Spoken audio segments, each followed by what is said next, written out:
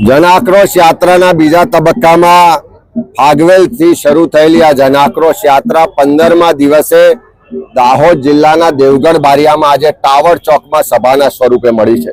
તમે જોઈ શકો છો કે હજારોની સંખ્યામાં લોકો, જે સામાન્ય લોકો છે, જે જનતા છે, એ આ જન આક્રોશ યાત્રામાં જોડાઈ રહી છે।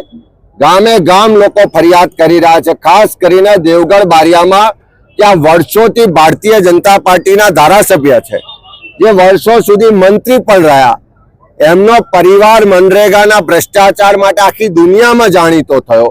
એ જ દેવગઢ બારિયાની નગરપાલિકામાં પણ કરોડોનો ભ્રષ્ટાચાર થાય છે।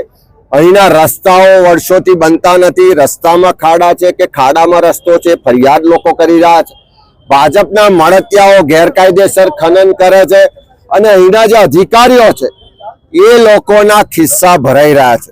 સાથે સાથે જે બોર્ડરના જિલ્લાઓ છે, છોટાઉદેપુર હોય કે દાહોદ હોય, મહિલાઓ ફરિયાદ કરે છે કે બાજુમાં મધ્યપ્રદેશ, રાજસ્થાનથી ટ્રકો ભરી ભરીને, ગાડીઓ ભરી ભરીને રોજ દારૂ આવે છે અને આ દારૂને ગુજરાતમાં પ્રવેશ કરતો રોકવાની જવાબદારી જે પોલીસ કે સરકારની છે એ ભાજપના નેતાઓના મળતિયાઓ બુટલેગર છે। અને જે પોલીસની જવાબદારી છે રોકવાની, એ પોલીસ જ એસ્કોર્ટ કરીને આ દારૂને ગુજરાતની સરહદમાં ઘુસાડે છે। એ દારૂ ડ્રગ્સનો ખાત્મો કરો એવો ગામે ગામથી બહેનોનો બુલંદ અવાજ આ યાત્રામાં આવી રહ્યો છે।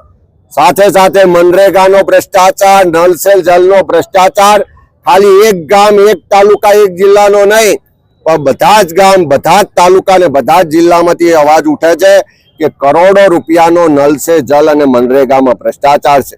અહીંયાથી મોટા પ્રમાણમાં સ્થળાંતર થાય છે, કારણ કે અહીંયા યુવાનોને રોજગારીની તક નથી।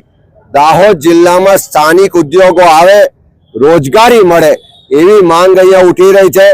ચારે તરફ અધિકારીઓ, ભાજપના નેતાઓની સામેલગીરીથી ગેરકાયદેસર કામો થઈ રહ્યા છે। ગેરકાયદેસર એનએનું જે આખું કૌભાંડ હતું, એવું જ ગેરકાયદેસર 73 ની જમીનોને વેચવાનું, સરકારી જમીનો હડપ કરીને એનો ધંધો કરવાનું કૌભાંડ આ દેવગઢ બારિયા અને આજુબાજુના વિસ્તારમાં ચાલી રહ્યું છે। એના પુરાવા મળ્યા છે। જળ જંગલ જમીનના અધિકાર નથી મળ્યા એવી ફરિયાદો મળી છે।